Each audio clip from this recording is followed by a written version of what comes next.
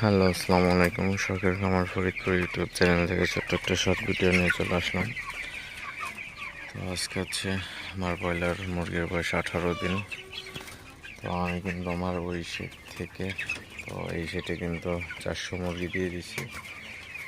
তো ব্রয়লার মুরগির বেশি ঘন রাখা যাবে না, তো এই জন্য হচ্ছে আমি এই সেটে 400 মুরগি দিয়ে দিলাম। তো আমার এই সেটে হচ্ছে পর্যাপ্ত পরিমাণে আলো বাতাস পাই। আপনারা দেখতে পাচ্ছেন বাইরে থেকে একদম খুবই ভালোভাবে আলো বাতাস ঢুকে এই সেটে কিন্তু ফ্যান লাগে না, জায়গাটাও খুবই ঠান্ডা আছে, সমস্যা হয় না।